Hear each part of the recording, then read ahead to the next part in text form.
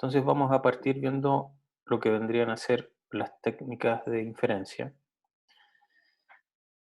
Y la definición de un teorema es una expresión que se ha demostrado como verdadera con respecto a axiomas y teoremas existentes, ¿ya?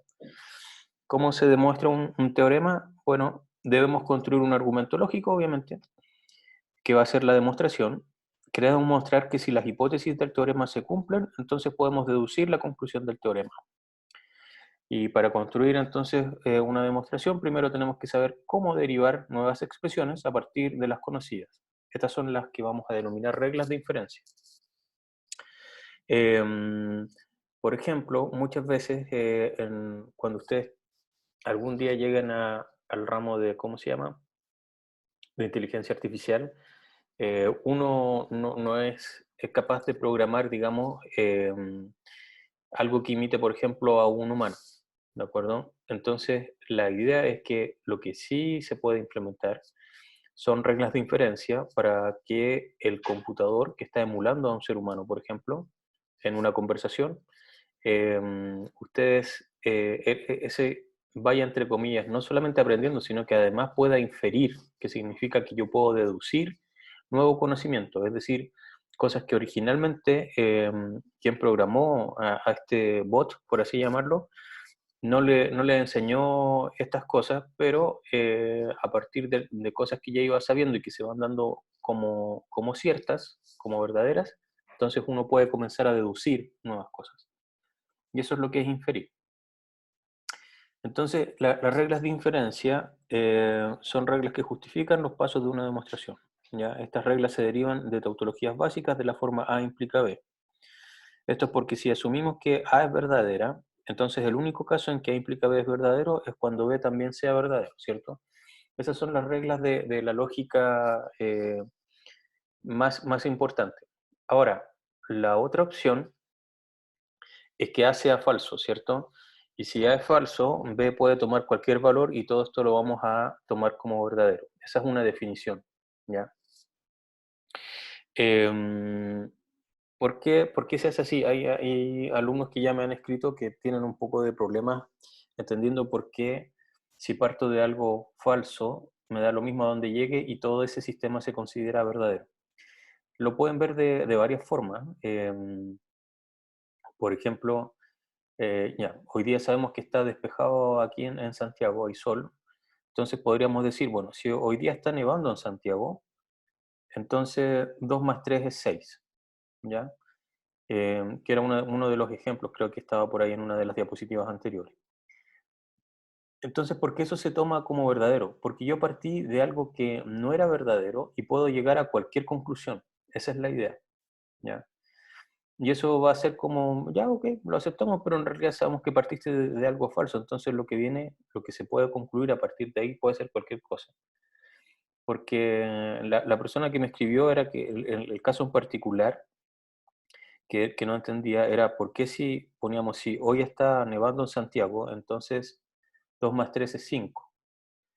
Lo que ocurre ahí es que no es una conclusión de que hoy esté nevando, que 2 más 3 es 5, pero llegamos a algo que es verdadero, ¿ya? ¿Por qué? Porque podíamos llegar a cualquier cosa. Entonces, esa es la típica forma en que se construyen los argumentos que son falsos, ¿ya? O más bien que no se puedan demostrar formalmente. Hay cosas que uno tiene la intuición de que son así, pero no las puede demostrar. Em, por ejemplo, uno de los ejemplos cuando le estaba enseñando a ustedes lo de las implicancias, era yo les decía, bueno, si yo sigo este camino, entonces voy a llegar a la cima de la montaña. Si, si yo llegué a la cima de la montaña, o sea, si ese hecho es verdadero, no necesariamente yo seguí el camino porque, como les dije, quizás me fui en helicóptero. Yo no seguí el camino, llegué en helicóptero, me dejaron ahí y llegué a la cima de la montaña. Em, También podría ser que no haya seguido el camino y tampoco llegué a la cima de la montaña. O sea, quizás nunca seguí ese camino y me quedé donde estaba nomás. Entonces, lo primero no se está cumpliendo, sin embargo, todo lo demás que se deduce a partir de ahí el conjunto se entiende como verdadero. Entonces, eso es lo que tienen que aprender un poquito. Ahora, por supuesto que lo que sí nos va a interesar a nosotros, cuando nosotros estamos haciendo una demostración que es correcta, es que decimos, ya, si se cumple A, entonces se debe cumplir B, y el caso que es más difícil de demostrar es cuando A es verdadero. Porque si A es verdadero, entonces B también debe serlo, que es justamente lo que está escrito en este diapositivo. Y estas son las cosas que nos van a servir para demostrar matemáticamente hablando y lógicamente hablando un problema. ¿De acuerdo? Entonces, lo que vamos a ir haciendo ahora con las reglas de inferencia es que vamos a ir definiendo varias de estas cosas. Si se dan cuenta en esta diapositiva, lo que está arriba de la rayita, ¿ya? Eso va a ser lo que nosotros vamos a tomar como verdadero. Y lo que está abajo de la rayita es lo que nosotros podemos concluir. Entonces, ¿qué dice esto? Si P es verdadero y además Q es verdadero, entonces podemos inferir que P y Q es verdadero. Toda la expresión P y Q es verdadera. Entonces, la tautología básica es que si P y Q es verdadero, entonces P y Q es verdadero. ¿Ya? Antes no estaba unido. Antes lo que teníamos aquí arriba, lo que estábamos diciendo aquí arriba era que P se cumplía, aparte por otro lado Q también se cumplía, entonces podemos decir que tanto P y Q se cumplen. Por ejemplo, hoy comí tostadas, sería P, y hoy tomé café, sería Q. Entonces puedo concluir que hoy comí tostadas y tomé café. ¿Ya? Entonces ahí estaría el P y Q. Súper simple, o sea, esta es de las más simples. Si yo tengo dos hechos que son verdaderos por separado, entonces cuando los uno con un i, sé que también van a ser verdaderos. Simplificación. Se utiliza harto y dice que si P y Q es verdadero, entonces P también lo debe ser. Y por separado también podría concluir que Q también lo puede ser.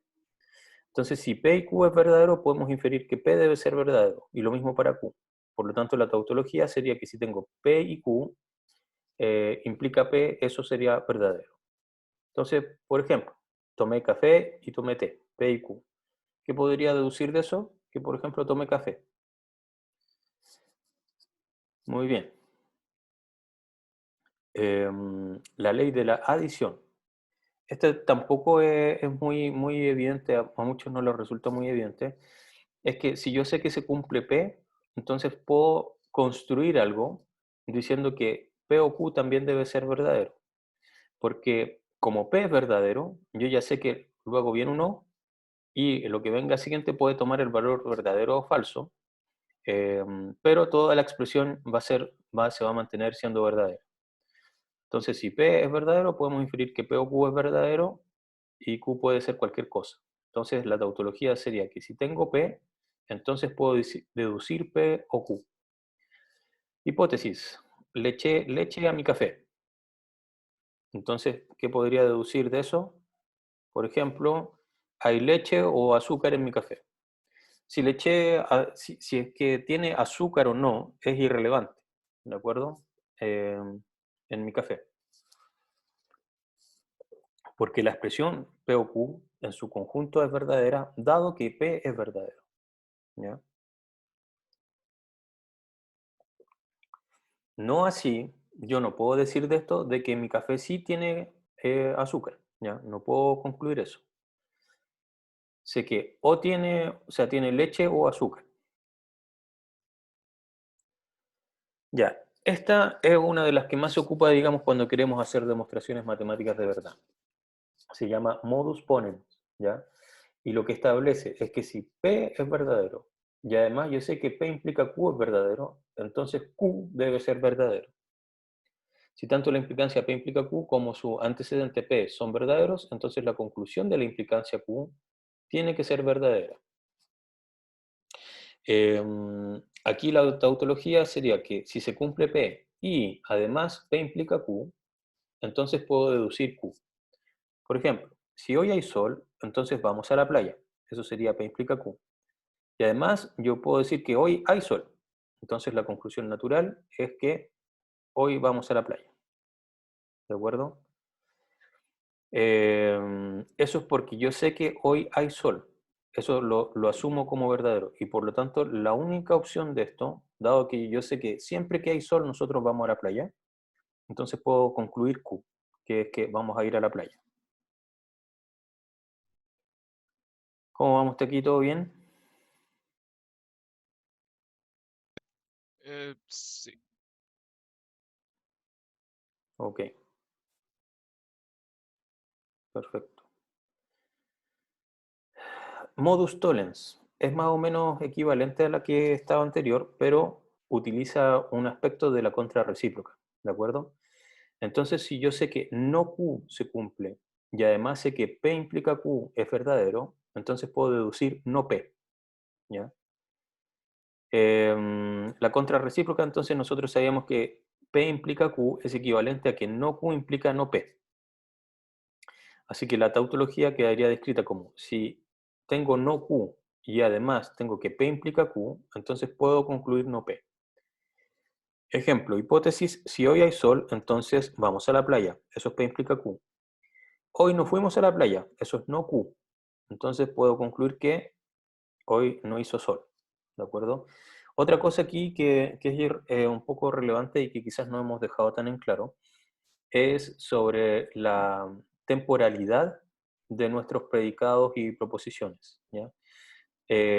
Si se dan cuenta, aquí dice, si hoy hay sol, y aquí abajo dice, hoy no hizo sol, esto pasó a estar en pasado, ¿ya? Las cosas son para nosotros en la lógica atemporales, es como si todo ocurriese en el mismo momento, ¿ya? Así que no se preocupen de las conjugaciones verbales. De hecho, justamente lo que estamos haciendo aquí es pasar del lenguaje natural al lenguaje lógico, que lo que hace es disminuir las ambigüedades que tiene el lenguaje natural. Por lo tanto, aquí trabajamos sin tiempos verbales, no hay pasado, presente ni futuro, todo es en un mismo momento. Bien. El silogismo hipotético establece lo siguiente. Si yo asumo como verdadero que P implica Q y además Q implica R, entonces P debe implicar R. Quiere decir esto que la implicancia es transitiva. Tengo si P implica Q y además Q implica R, entonces puedo decir que P implica R. Hipótesis, si hoy hay sol, entonces haremos un asado. Eso es P implica Q. Por otro lado, tengo, si hacemos un asado hoy, entonces entonces hay que ir al supermercado. Q implica R. Por lo tanto, la conclusión natural sería, si hoy hay sol, entonces hay que ir al supermercado. ¿Por qué? Porque sabemos que vamos a hacer un asado.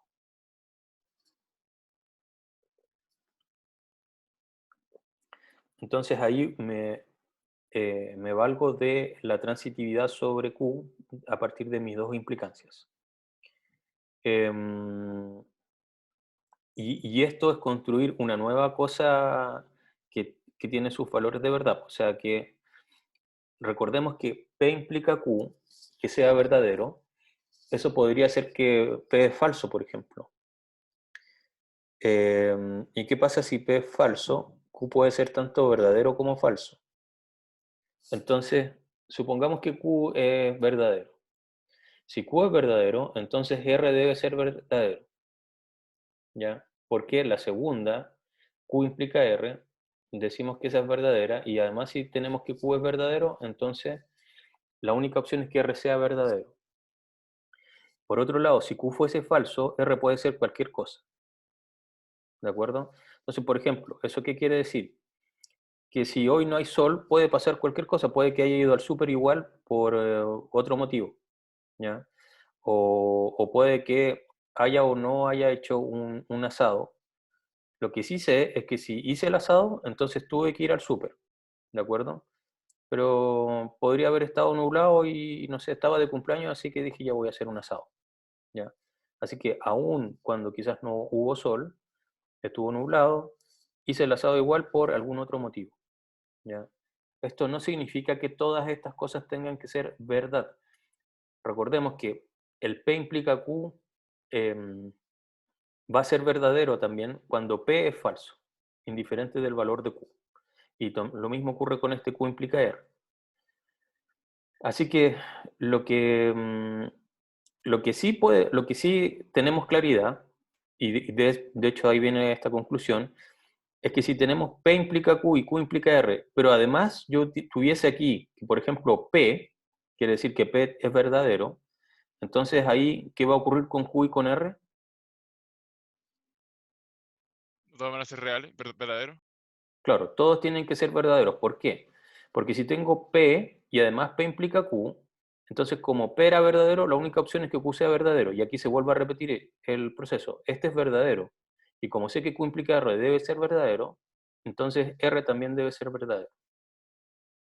Pero si yo tomo solamente este sistema, sin que P sea verdadero, entonces los valores de verdad todavía pueden variar de las tres variables, tanto de P, de Q como de R. ¿Todos claros?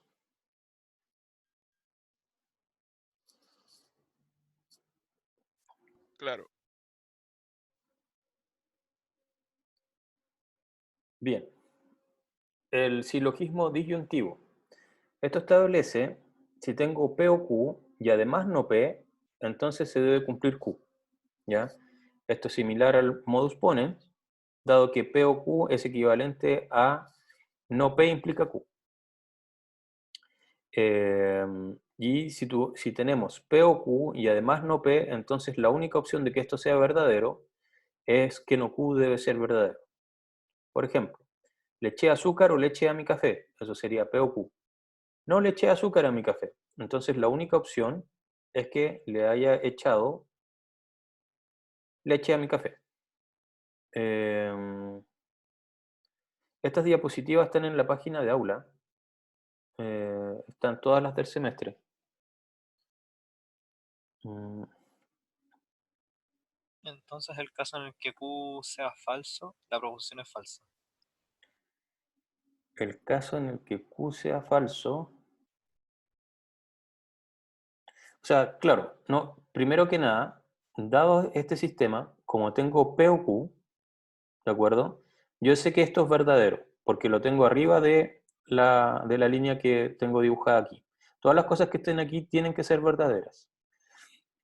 Si tengo P o Q, ¿ya?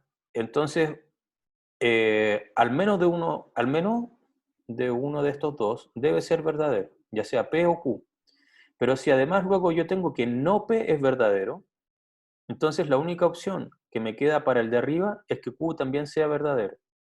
Y por eso puedo concluir esto que está aquí. Es Ah, decir, entiendo. no Q debe ser verdadero. Por lo tanto, cuando el ejemplo dice le eché azúcar o leche a mi café, ahí yo todavía no sé cuál, quizás le eché solamente azúcar o solamente leche, o quizás le eché tanto azúcar como leche.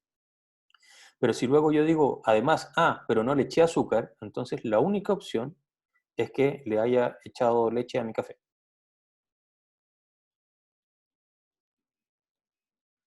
Resolución. Si tengo P o Q, eso lo asumo como verdadero. Entonces, tanto P, o sea, al menos P o Q, uno de ellos dos es verdadero. Y además tengo que no P o R. Entonces puedo concluir Q o R. ¿Ya? Esto dice, si P es verdadero, entonces R tiene que ser verdadero. Y si P es falso, entonces Q tiene que ser verdadero. Entonces, para que ambas hipótesis sean verdaderas, no importa el valor de P. Lo que necesitamos es que Q o R sean verdaderas. Entonces tengo P o Q y además no P o R, entonces eso implica Q o R. Ejemplo, hace calor o Pedro juega fútbol. No hace calor o Juan está en la playa. Entonces puedo concluir que Pedro juega fútbol o bien Juan está en la playa. Y una de ellas dos tiene que ser verdaderas. Al menos una. Podrían ser las dos.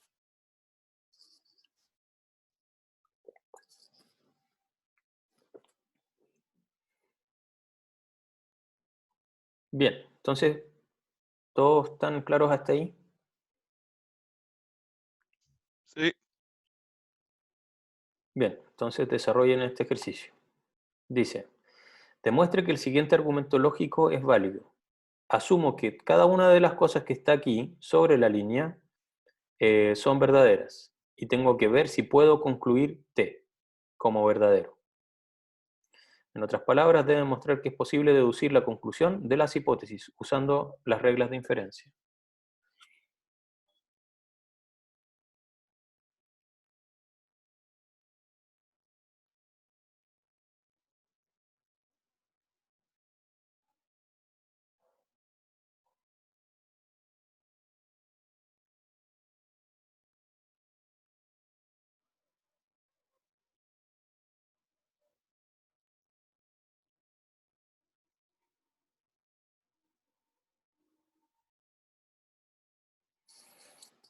En la parte de la hipótesis siempre debe haber verdades. Sí, eso es correcto. Es decir, todo lo que esté sobre la línea yo lo asumo como verdadero.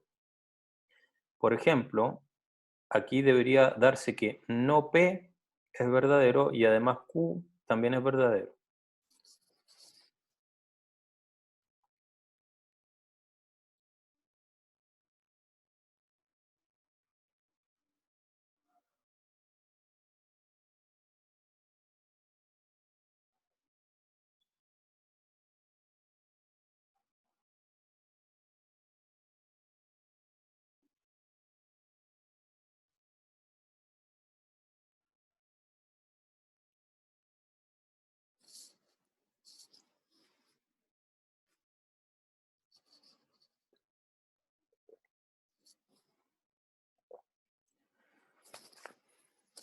De la primera, puedo decir que no P debe ser verdadero, ¿cierto? Por simplificación. Porque tengo que no P y Q deben ser verdaderas, así que si simplifico, podría decir que no P es verdadero. Si no P es verdadero, en la segunda tengo algo que yo podría llevarla hacia la contrarrecíproca. Entonces eso dice que no P implica no R, ¿de acuerdo? Como además yo sabía que no P debe ser verdadero, entonces no R es verdadero.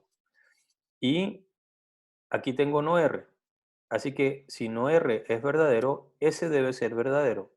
Y además aquí tengo que, si S es verdadero, entonces T debe ser verdadero. Por lo tanto, puedo concluir T. ¿Ya? Entonces, de aquí simplifiqué y me quedo solamente con no P.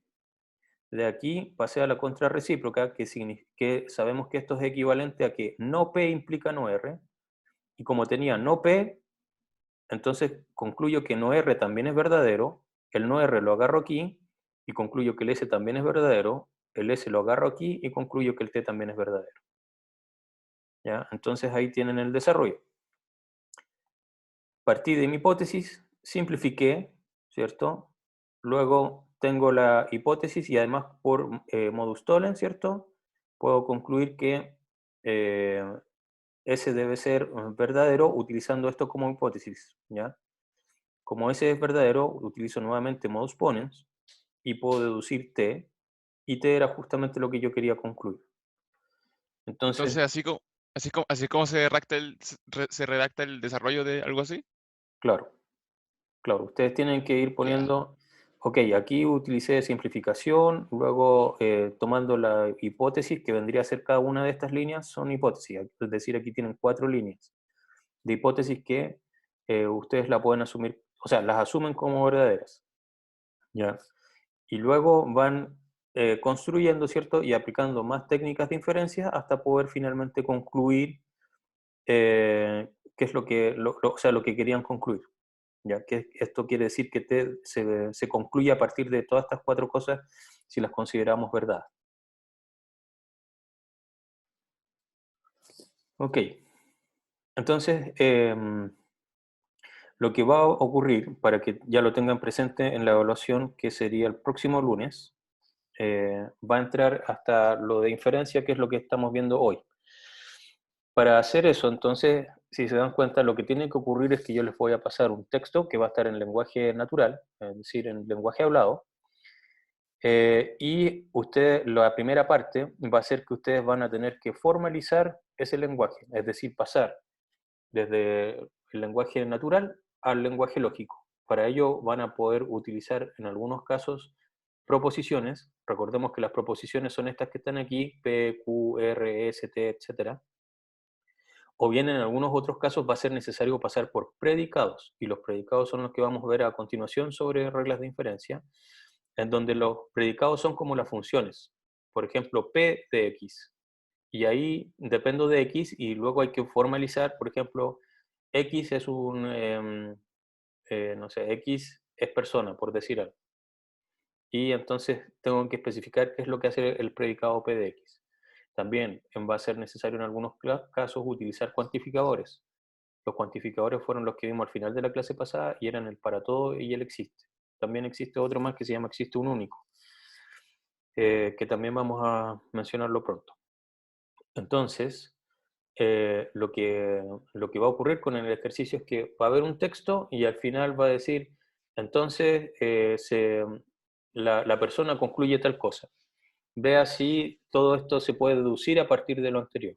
Entonces ustedes van a tener que formalizar como algo que está aquí arriba y también van a tener que formalizar a lo que quieren llegar y luego aplicando reglas de inferencia van a tener que ver si de lo que está aquí arriba se puede deducir lo que está acá abajo. Entonces, esos son los ejercicios. Y a veces también es necesario demostrar que la conclusión es incorrecta, ¿ya? Es decir, que a partir de las cosas que tenemos acá arriba no se puede deducir lo que aparece aquí abajo. Entonces, ¿qué pasa ahora si tenemos predicados y cómo funciona esto con los cuantificadores? Uno de los predicados que se utiliza harto, sobre todo en las evaluaciones, es la particularización universal. Yo sé que si algo se debe cumplir para todo X, se cumple P de X, entonces yo puedo tomar un elemento en particular y decir que se cumple para C, donde C es un elemento particular de X. Por ejemplo, si yo tengo algo así como, digamos que dijera, para toda persona, P de X sea que X tiene una fecha de cumpleaños, ¿ya? Entonces yo puedo deducir de eso que en particular yo, Claudio, tengo una fecha de cumpleaños. Ahí estoy particularizando, ¿ya? Entonces yo sé si algo se tiene que cumplir para todos, entonces se puede, sin duda que yo puedo asumir de que se va a cumplir para alguien en particular. Y ahí está formalizado. Dice, si P de X es verdadero para todo X, entonces P de C es verdadero, donde C es un valor particular de X. Por ejemplo, todos los cursos de la UTFSM son difíciles, ¿ya? Para todo X, P de X. Y en particular, yo podría concluir que estructuras discretas va a ser difícil, que sería P de C.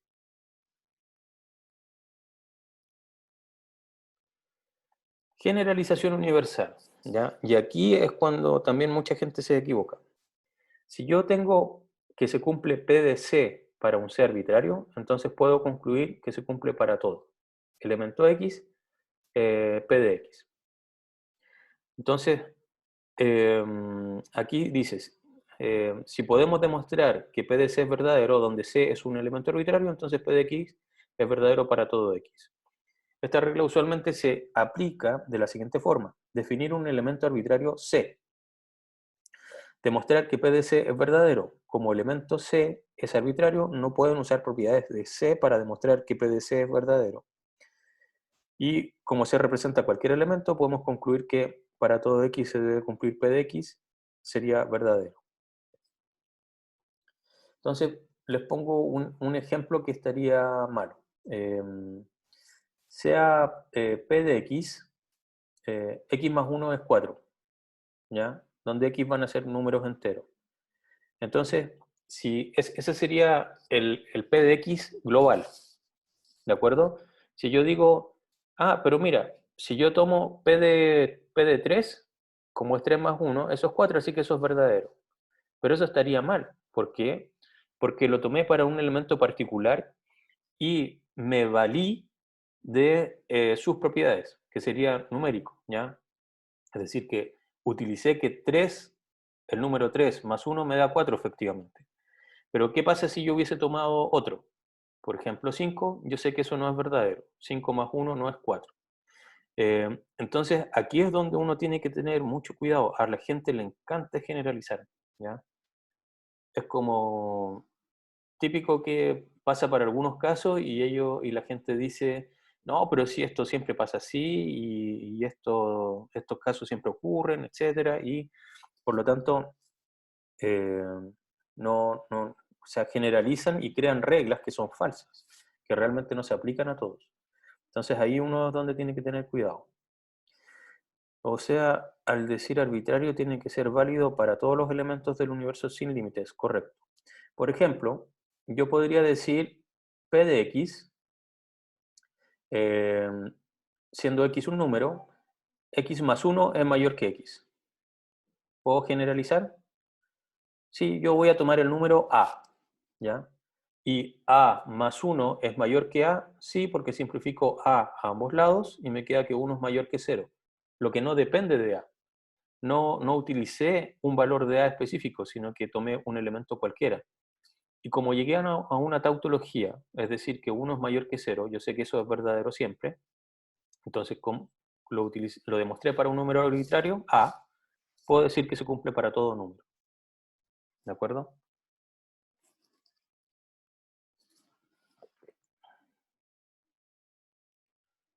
Entonces, díganme ustedes, a partir de estos ejemplos, cuáles serían correctos. Bueno, este es bastante similar al que les acabo de decir. Si P de X es mayor que X menos 1, ¿cuál de los dos argumentos lógicos es correcto? ¿P de 3 o P de una variable n?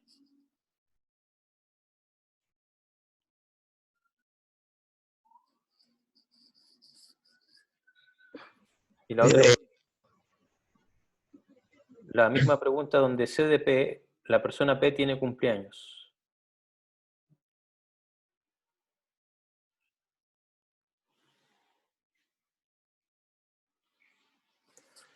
Ok, entonces las que estarían mal serían esa, ¿cierto? ¿Por qué? Porque me valide un número en particular. Porque lo que ocurre aquí es que estoy tomando 3. Entonces estoy diciendo 3 es mayor que 3 menos 1, es decir, 2. Eso es verdadero. Pero lo utilicé para el número 3. Tendría que probarlo para el número 4, para el número 5, para el número 6 y para todos los números. No podría terminar. Entonces, por eso puedo generalizar a partir de un número que sea realmente cualquiera. Este n es realmente cualquiera. Como tengo aquí n y n, simplifico en ambos lados y me queda 0 es mayor que menos 1, lo que es correcto, y por lo tanto puedo concluir que como lo comprobé para un número cualquiera, no me hice valer de las propiedades de su valor como tal, entonces puedo asumir que se cumple para todos. Aquí lo mismo pasa con este predicado. La persona P tiene cumpleaños. El hecho de que María tenga un cumpleaños no me permite demostrar de que va a ocurrir para todas las personas. En cambio, si utilizo la persona Q, que es cualquier persona, no María, no la estoy particularizando a ella, entonces como yo sé que toda persona que nació tiene cumpleaños, puedo decir que entonces se cumple para todos. ¿De acuerdo? Entonces esos dos serían los malos. Particularización existencial. Si tengo existe x, p de x, eso lo asumo como verdadero, entonces puedo tomar un elemento C arbitrario, ¿ya? Para el cual yo sé que se va a cumplir. ¿Cuál es ese elemento? No tengo idea. Entonces, si sabemos que existe un x tal que p de x es verdadero, entonces le podemos dar nombre a este elemento y con él trabajar. Aquí, en lo que le acabo de decir, ojo que C debe ser una nueva variable. No puede ser una ya en uso en la demostración, y generalmente solo se sabe que existe y no su valor. Como existe, se le puede dar un nombre y continuar el argumento. Entonces, hipótesis, alguien ha inscrito este ramo, es decir, existe x, p de x. Y ahora yo podría decir, sea C, ese alguien, y continúo con p de C, ¿de acuerdo? Por ejemplo, claro, ahí está formalizado, sea Pedrito, ese alguien, y sigo trabajando hacia abajo con el caso de Pedrito. Generalización existencial. P de C para un elemento C, entonces yo puedo concluir que existe x, p de x. Si conocemos un elemento C donde P de C es verdadero, entonces podemos concluir que existe x, p de x debe ser verdadero. Hipótesis, Juan ha comido pizza, ¿ya? Entonces, ¿qué podríamos decir? Que existe alguien que haya comido pizza. Entonces, podríamos decir, alguien ha comido pizza, que sería existe x, p de x. ¿Por qué? Porque yo sé que por lo menos para un elemento esto es verdadero. Díganme si es válido entonces el siguiente argumento. D de P. P es alumno de estructuras discretas. C de P. P es alumno de ingeniería civil informática. Y quiero ver si es que considero verdadero para todo P, D de P implica C de P, y además D de Juan, si puedo concluir C de Juan.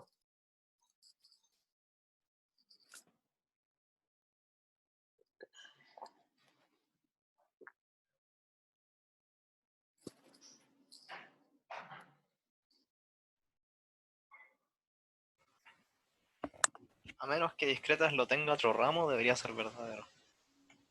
O sea, a menos que discretas esté en otra carrera. Ya, Claro. a menos que discreta esté en otra carrera. Sí, Ok, pero lo que pasa es que se se podría asume tomar la como primera libre. frase que es verdadera, pues. Entonces el discreta tiene que ser solo de informática porque lo primero que te están diciendo es que si eres alumno de discreta eres de informática.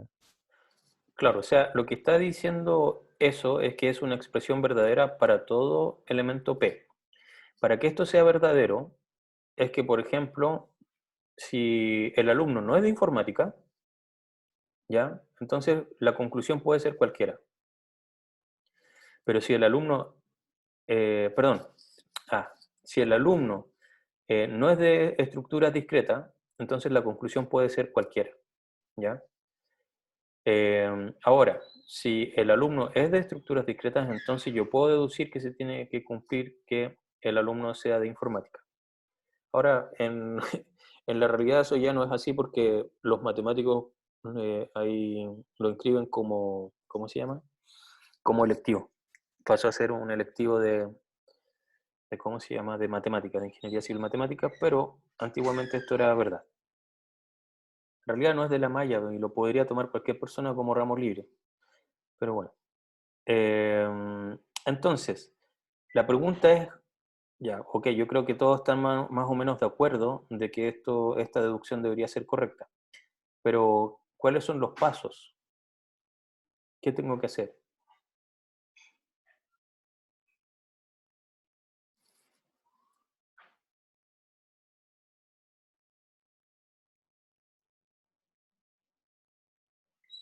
Eh, Habría que usar la particularización universal Ya, para demostrar, bueno, para demostrar que P de C existe. Y en este caso C es Juan, perdón, D de C existe y después, bueno, en este caso nuestro C es Juan. Entonces, como se cumple D de Juan, se cumple C de Juan. ok. Entonces, lo que dice su compañero es que está aquí, esto se tiene que cumplir para todas las personas. Para toda persona. Si es alumno de discretas, entonces es alumno de informática. ¿De acuerdo? En particular, yo podría decir que, como esto se cumple para todas las personas, yo podría decir que se cumple para Juan. Si Juan es alumno de estructuras discretas, entonces Juan es alumno de informática. ¿De acuerdo? Y como tengo D de Juan implica C de Juan, y además tengo que, por otro lado, D de Juan es verdadero, entonces la única forma es que C de Juan sea verdadero. ¿Ya? Entonces, si lo vemos, ahí está. Tengo esta hipótesis. Particularizo utilizando a Juan, que es de tipo persona. ¿Ya? Así que tengo D de Juan implica C de Juan. Y además, por hipótesis, esta línea que está acá, sé que D de Juan es verdadero. Entonces, dado 2 y 3, por las reglas de inferencia que habíamos visto anteriormente, lo único que puedo concluir aquí es que C de Juan debe ser también verdadero. Y por lo tanto el argumento es correcto. En una evaluación es necesario poner los nombres de las normas de deducción. Para la evaluación que ustedes van a tener, sí, porque además van a tener los apuntes, así que da lo mismo, lo van a poder ver. Y como tienen Ok, todo el ya día sé. para escribirlo, lo pueden, o sea, mejor que lo pongan. Ahora, en realidad cuando hacemos esta evaluación de forma presencial, no les exijo eso. Pero como ustedes tienen los apuntes, mejor pongan los nombres, pues sí, igual es fácil. Ok. Punto extra, ¿eh? Extra por ver una hojita que ya tienen al lado, no. Exacto. Bien. Ejercicio. Si los siguientes argumentos son correctos, un alumno de este curso no ha bajado la guía de ejercicios. Todos los alumnos aprobaron el primer certamen. Mostrar que lo anterior implica que alguien que aprobó el primer certamen no bajó la guía de ejercicios. Entonces, esto sería un ejercicio de formalización. Aquí estamos en el lenguaje natural. Tienen que formalizar esta línea que está acá y esta línea que está acá. Esas serían las dos hipótesis que estarían arriba de la rayita y luego tienen que formalizar esto que está acá, la última línea, y tienen que ver si a partir de los dos primeros se puede concluir este tercero. Vamos. Es difícil porque yo lo leo y automáticamente lo entiendo, pero formalizarlo, como repetirlo. Claro, aquí dice un alumno de este curso, hay que ir viendo los indicios de qué se está hablando. O sea, ya cuando yo hablo de un alumno, entonces estoy hablando de que existe alguien, ¿cierto? Ahí tengo un cuantificador. Un alumno de este curso no ha bajado la guía de ejercicios. Entonces tengo que definir los predicados que correspondan. Por ejemplo, A de X, X es alumno de este curso. Y B de X podría ser X ha bajado la guía de ejercicios. Y así continúen. Vamos, intenten desarrollarlo.